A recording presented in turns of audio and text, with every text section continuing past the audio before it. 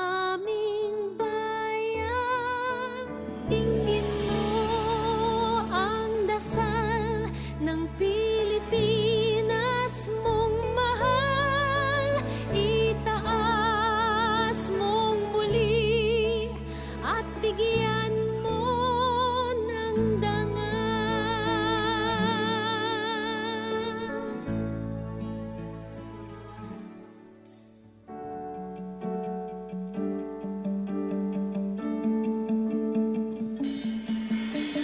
I just want to speak the name of Jesus over every heart and every mind. 'Cause I know there is peace within your presence. I speak Jesus. Oh, everybody sing it. I just want to speak the name of Jesus till every dark addiction starts to break, declaring there is hope and there is freedom. I speak Jesus. Declare. Your name is power. Your name is healing. Your name is life. Break every stronghold. Shine through the shadows. Burn like the fire. Everybody cry out, say it.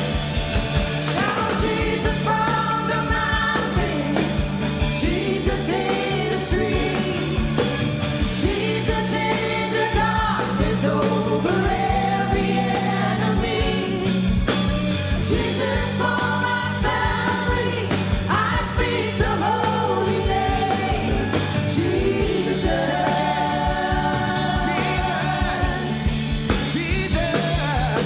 Shout Jesus from the mountains, Jesus in the streets, Jesus in the darkness over every enemy, Jesus for my family. I speak the holy name, Jesus. Your name is power. Your name is healing.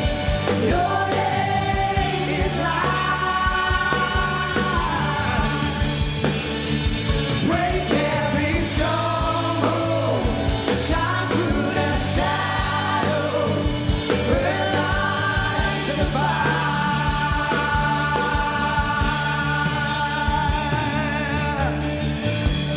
We worship you, Jesus.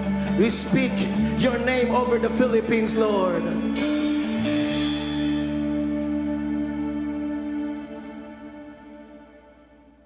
Sa ating pagbubulay sa salita ng Diyos, nais nating tunghayan ang sinasabi sa Book of Acts kung ano naging bahagi sa panalangin sa buhay ng iglesia.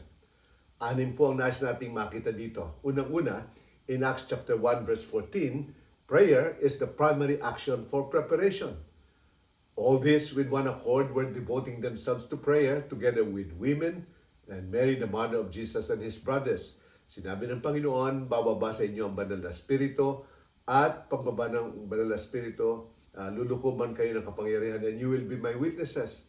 At sa kanilang paghahanda at paghihintay sa pag-umpisa ng kanilang gawain, sa pag-umpisa ng iglesia, they devoted themselves to prayer. So napakahalaga na sa ating pagpaplano, sa ating mga pagbalangkas ng gagawin, we need to say prayer is primary action for preparation. Sabi nga ni Martin Luther, I have so much to do today that I have to start it by spending hours in prayer. Pangalawa, chapter 2 verse 42, prayer is principal part of ministry. Pagkatapos maitatag ang iglesia, makita natin dito that they devoted themselves to the apostles' teaching, to the breaking of bread, to fellowship, and to prayer. So, apat yung primary ministry. Yung pagtuturo ng mga apostol, yung fellowship, breaking of bread, and prayer. dapat din po sa ating iglesia ay pinapakita natin na ang panalangin ay napakalaking bahagi and primary action or primary part of our ministries in the church. Hindi yung marami sa worship, marami sa fellowship, pero pagdating sa prayer, konti lang tayong dumadalo. Dapat po ay masigasig din tayo sa pananalangin. Pangatlo, makikita natin sa chapter 3 verse 1 na meron silang permanently scheduled as an hour of prayer. In Acts chapter 3 verse 1, Peter and John were going up to the temple at the hour of prayer, the 9th hour. So binigyan nila ng panahon na merong nakatalagang oras para sa pananalangin. Siguro po sa ating mga iglesia, magbigay tayo ng panahon na, ngayon ang mga miyembro, alas 12 ng tanghali, lahat tayo, kung saan man tayo nandoon, mananalangin tayo. O yung iba, 3 o'clock, o iba, anumang bagay, ang mahalaga, meron tayong permanently scheduled time for prayer. Pangapat, prayer is the protection of the believers. Noong pagkakataong yon, si Pedro at ang ibang mga apostol ay hinuli ng mga religious leaders at sila ay mahigpit na pinagbawalan na mangaral tungkol kay Jesus. Ang ginawa nila, nag-report sila sa mga believers. At nung marinig ito mga believers, Acts chapter 4 verse 24, when they heard it, they lifted their voices together to God in prayer. And sabi niya, Panginoon, ikaw na lumalang ng langit at lupa. At inilapit nila. Yung prayer po became their first recourse. Hindi yun ang last resort. Inuuna nila ang paglapit sa Panginoon sa panalangin. Nakita rin natin sa chapter 6 verse 4, pang-5, that prayer is the priority of the leaders of the church. Nagkaroon noon ng konting problema sa iglesia sapagkat dumadami ang mga miyembro at marami din ang mga balo. Nagbibigay sila ng distribution ng pangangailangan pero dahil sa dami ay parang mga napapabayaan yung ibang mga balo, lalo higit yung mga hindi Hudyo. Kaya anong solusyon ng mga apostol? Sabi niya, choose men full of the spirit and of wisdom. Para sila ang mamahala ng ganitong pagtulong sa mga nangangailangan.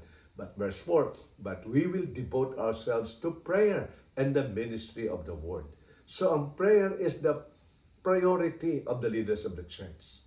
Hindi po dapat na para bang bilang mga leader kung kailan lang tayo may panahon ng panalangin. Sabi nga nito, ito ang bibigyan namin ng panahon bilang mga leaders ng iglesia. Katulad ng Exodus 17, when the people of Israel were attacked by the Amalekites. Anong sabi ni Moses? Joshua, you lead the people in fighting the battle.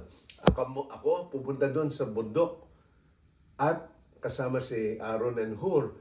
At habang tinataas ni Moses yung kanyang kamay, nagtatagumpay ang bansang Israel, si Joshua.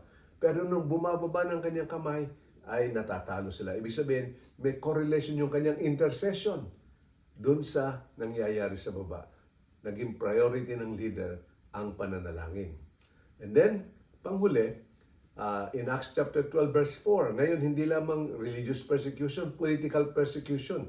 Peter was taken by Herod at siya ikinulong, intending to kill him like what he did already to James. At habang siya nakakulong, sabi sa Acts chapter 12 verse 5, so Peter was kept in prison, but earnest prayer for him was made to God by the church. So makikita natin dito na ang protection and the power of the church is in prayer. Na ito po sa panahon ng matinding problema at pag-usig, na lumapit sila sa Panginoon. Call to me, sabi ng Panginoon, and I will answer you and I will tell you great and mighty things which you do not know. So makita po natin na ang panalangin ay naging tunay na katulong na naging maayos para sa buhay ng iglesia because number one, it is their primary action for preparation. Sa kanilang paghahanda, bahagi, at ang kanilang inihanda ang lahat ng paglilingkod sa pananalangin. Pangalawa, it is a principal part of ministry. They devoted themselves to the apostle teaching, fellowship, breaking of bread, and prayer. And ito ay permanently scheduled. Meron silang set aside time para sa pananalangin. It is also the protection of the believers. Sa panahon na merong threat, unay lumapit sa Panginoon. And naging priority of the church leaders.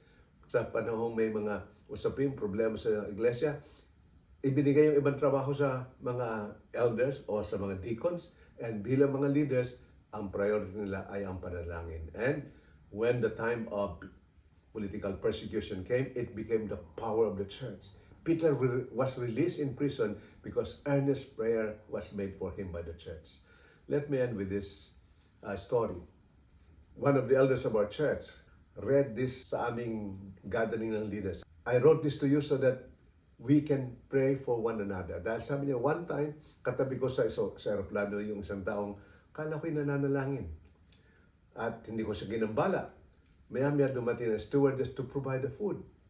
Sabi niya, no, I'm not taking anything. Oh, can I offer you anything? No, I'm not taking anything. Why? I am fasting.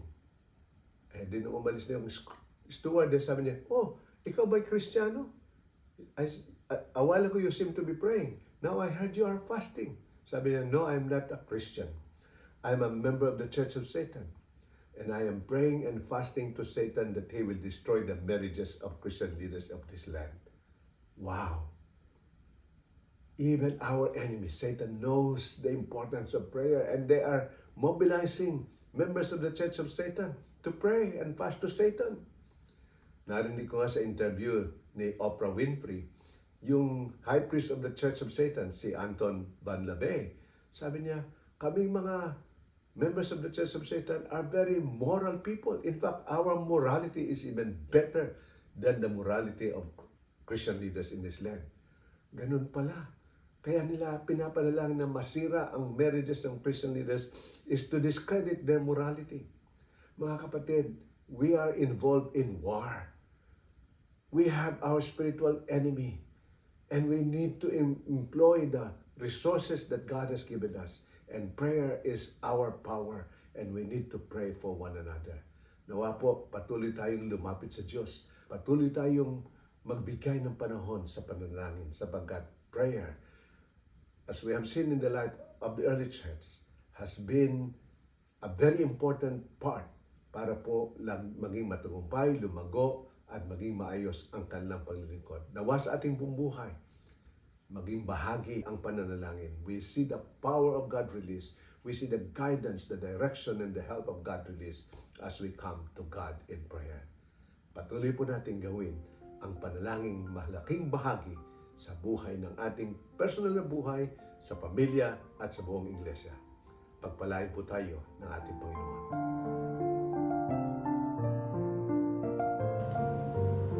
Good morning po sa ating lahat. Ako po si Brother Buddy Tendero at kasama ko po yung aking asawa, si Maymay Tendero. Pareho po kaming missionaries ng Cru or Campus Crusade for Christ at kami po yung magiging prayer leaders ninyo for today.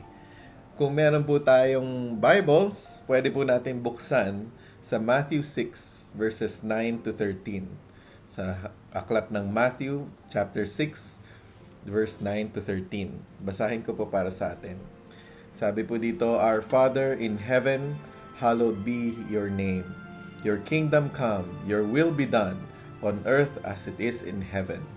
Give us today our daily bread, and forgive us our debts as we have forgiven our debtors. And lead us not into temptation, but deliver us from the evil one. So manalangin po tayo. Panginoon, we come before you this morning. Nagpapasalamat, Lord, na may pagkakataon kami magsama-sama kahit na online, na idalangin sa inyo, itaas sa inyo ang mga concerns para sa isa't isa, para sa bayan. And Lord, nagpapakumbaba kami ngayon na recognize namin, Lord, na kami ay hindi perfect na sumusunod sa inyo. Marami kaming nagagawang kasalanan, madaling nalilihis ang aming mga daan. And Lord, we ask that you will forgive us, Lord, of our sins, forgive us of our debts, especially, Lord, as a nation. We have forsaken you, Lord, na hindi kami nagtiwala sa inyo, nagtiwala kami sa mga iba-ibang powers, iba-ibang personalities, iba-ibang positions, Lord. Pero tulungan nyo kami na magtiwala sa inyo lamang. Sorry, Lord, sa mga times that we sin through lying, through cheating, through stealing. And patawarin nyo kami, Lord, sa lahat ng mga kasalanan na nagagawa namin personally at na bilang isang bayan. At salamat, Lord, dito sa Matthew chapter 6, na sinasabi nyo nga dito na you are our Father. Personal namin kayong matatawagan kahit kailan, kahit anong panahon. And you are holy, Lord. Walang katulad ninyo, Lord. And you are above all heaven and earth and above all creation. Walang papantay sa inyo. So we praise you, Lord, dahil sa kapatawaran na binigay nyo through Jesus Christ. We praise you, Lord, dahil kayo lang yung may kapangyarihan to solve yung mga problema na hinaharap ng aming bayan, ng aming mga buhay. And we praise you, Lord, dahil mapagkakatiwalaan namin kayo sa kahit anong pangangailangan namin. So gabayan nyo kami, Lord, as we have this time of prayer today. In Jesus' name, amen. Ang prayer focus po natin today is for the church. So let's pray for the church. Let's pray for unity in the body of Christ in making a stand on what is right and just, to fight corruption in the government and help prevent the passage of bills that are contrary to Scripture.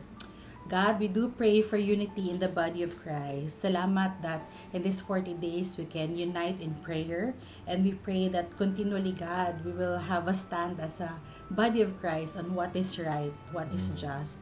I pray, God, for boldness for each one to see corruption and speak out, na hindi kami manahimik, Lord, pag may nakikita kami hindi tama, Yes, Lord. na gustong ipatupad sa aming bansa, na hindi po naaayon sa inyong salita.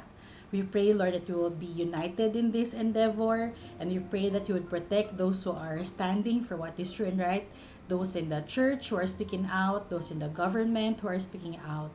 We do pray that you would help us, God, to bridge that gap and make a stand and show people, Lord, kung ano ang tama and ano yung naaayon sa gusto ninyo. Because we know, God, that what is according to your word is the best para sa amin. So God, we ask for your help in the church. Make us a voice. Use us as your messengers to be salt and light around us. And Lord, we pray for Bishop F. Tendero and Bishop Noel Pantoja and all the leaders and board of directors of PCEC who expressed their opposition against the bicameral budget proposal for 2025. God, we pray for our leaders, for the board of directors and other pastors who expressed this, God, na hindi mananahimik at kailangan magbigay ng feedback at magsalita against this budget. I pray that you would protect their stands. Lord, I pray for protection against mga hasabihin ng mga tao who do not understand. And I pray that their testimonies, God, would be above reproach, Lord, that you, Holy Spirit, would wrap them and protect them, Lord, so that there will be no hint of any other motive or anything na pwede pong sabihin to say that they have other reasons for opposing this. God, we do pray that the budget na pinapropose would be used para sa tama, God, and we pray, Lord, that yun against corruption and against any evil motives for this. We do pray, God, for our leaders. I pray that maging halimbawa din po sila in terms of this integrity, oh Lord. We ask for this and know that as we walk with you, as they walk with you, Lord, now we can be a good example. In church will be a good example to government leaders in spending and in managing resources. Salamat, God. Amen. Lord, we also pray for church pastors and bishops who are undergoing medical treatment for various illnesses. May the Lord provide for all their medical needs and sustain their families' financial needs. May they continue to trust in the goodness of God and not be discouraged. May their church leadership and members be sensitive to the needs and support them. Salamat, Lord, at hindi niyo pinapabayaan ang inyong mga lingkod na patuloy niyo silang gagabayan, especially as they go, as all of us go through weaknesses in our bodies, Lord. Thank you that you are the one who will heal us. You are our healer, Lord, and that you are the one who is in control of our bodies. Thank you that you are also our provider. You are the one who controls all things, Lord, mula sa mga doctors, sa mga gamot, ng mga treatment, Lord. And gagamitin nyo lahat to, Lord, para mapagaling. Especially, Lord, yung mga leaders and mga pastors, Lord, who are serving you And we thank you, Lord, na yung mga pagkakataon na nagkakasakit kami, may is opportunity din na dumulog kami sa inyo at magsama-sama ang family and yung church, Lord, Yes, na talagang magtiwala sa inyo. We thank you, Lord, that even though outwardly we are wasting away, inwardly we are being renewed day by day, and even our light and momentary troubles do not compare to the eternal glory that we will face when we face you. Thank you, Lord, dahil patuloy nyo pinapakita yung faithfulness ninyo sa aming lahat, even through sickness and in health. And Lord, we continue to pray for all church plans and activities scheduled this year in 2025. We pray that it will push through and not be hindered. May the churches achieve their vision and goals, especially those involving the youth and future leaders. Salamat, Lord, that we can entrust all these plans to you, Lord. We commit all these plans and preparations that we are making, and we ask that you would be glorified, Lord, Yes, Lord. sa work na inyong body, sa work ng church, Lord, here in the Philippines. Salamat, Lord, na tutulungan nyo na ma-provide yung lahat ng needs ng mga programs na ito. You would also guide, Lord, yung lahat ng mga magli-lead, Yes, na magkaroon ng wisdom at strength, na magkaroon ng joy, na hindi pang sarili yung maging motive, but para sa inyo at para sa nakararami, Lord, to bless others. Nagpe-pray namin especially yung mga programs that will reach out to the next generations, Lord. Amen. Those in the campuses, Yes, Lord. those who are children, and those, Lord, who are emerging leaders. We pray, Lord, na i-bless niyo yung mga programs to develop them, to establish talaga yung gospel in the hearts of these young people, and to use them, Lord, to really make an impact in their generation and in the generations to come. Salamat, Lord, na gagamitin niyo yung bawat generation sa church, Lord, na maging inspiration sa isa't isa. And we thank you, Lord, na patuloy niyong gagabayan kami na i-fulfill yung mission ninyo to reach out to the nations of the world and to obey the Great Commission. So salamat, Lord, na walang makakapigil sa mga plans ninyo for your church and your kingdom to come. So we thank you, Lord, for all these things. In Jesus' name, amen. Lord, we also pray that the church body may be one in the vision to spread the good news, to encourage discipleship, and plant more churches for the salvation of more Filipinos. God, indeed, we pray for your church in the Philippines, Lord, to really continue to share the gospel and not be afraid, God, to speak out and share this good news to everybody na magbibigay ng atensyon ng oras, that you would initiate spiritual conversations and share the gospel, Lord. We pray for churches to encourage and pursue discipleship. We pray for disciplers, for leaders. I pray that maging model and magandang halimbawa for discipleship relationship. Yes, We pray Lord. that discipleship will happen in all the churches so that every person will have a chance to know more what it means to truly follow you. And we do pray, God, for more churches to be planted for salvation of Filipinos, not only for our country but for the whole world. I pray that you would use the church in the Philippines, Lord, for this to happen, and that we would not be distracted by things that can make us busy, that we'll be focused on these things, Lord, and continue to be your salt and light. We pray that the church will shine for you, Yes, Jesus. Lord. Be salt and light of the world for the glory of God. Thank you, God, for the many Filipinos around the world that you are using for the sake of the gospel. I pray that beginning here and around the world, God, that we will continue to shine, that we will be unapologetically salt and light for you, God. Not for our church, for our name, for our mission organizations, but for your glory, Lord God. So encourage us, God. Use every believer to be a messenger of your good news to everybody. So Lord, as we end this time of prayer, we lift up to you all of our concerns, especially for the church. I pray, Lord, na i-set apart nyo talaga yung inyong church. Continue to sanctify us. Yes, Lord. Continue to help us to be a loving community, that the world will see that we are your disciples as we love one another. Continue to help us, Lord, to navigate, especially yung mga issues ng leadership, yung issues ng morality, issues ng politics, Yes, ng government, and ng environment. Salamat, Lord, na ginagamit nyo yung church dito sa Pilipinas to make a true impact, Lord, sa bawat community. And I pray, Lord, that you would continue to raise up leaders and pastors and missionaries to really reach out to the areas na hindi pa nare-reach. And we thank you, Lord, that you will continue to establish your church in every community, in every nation. And we thank you that we can trust you in that. We give you thanksgiving and we continue to declare our hope in you, that you are at work, Lord, sa buhay namin, sa bansa namin, Lord, at sa buong mundo. And we are thank you, Lord, that you will continue to heal our land as we surrender and follow you. Thank you, Lord, for answering all these prayers. Thank you for being so faithful. And we thank you for this time together. In Jesus' name, Amen. amen. Amen. Thank you po sa pagsama sa ating prayer time today. So again po, we have a daily online convergence for the Lord Heal Our Land 40 days of prayer and fasting that will happen until Feb 28. You can join the 6 a.m. online convergence sa Facebook page ng PCEC or yung 8 p.m. convergence po online naman sa Facebook page ng 702 DZS.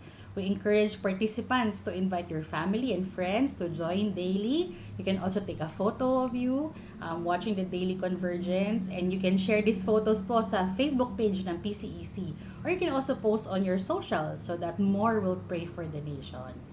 And sa February 28 po, we have a culmination.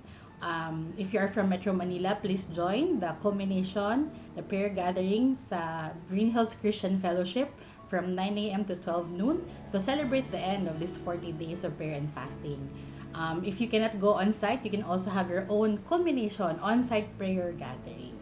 So, Maraming salamat po sa pagsama sa amin ngayong umaga sa panalangin. And may we all be an answer to our prayers for this nation. May the healing of our land begin in us and through us. So God bless the Philippines. God bless po sa ating lahat. Magandang umaga po sa ating lahat. Thank you very much. bayang tingin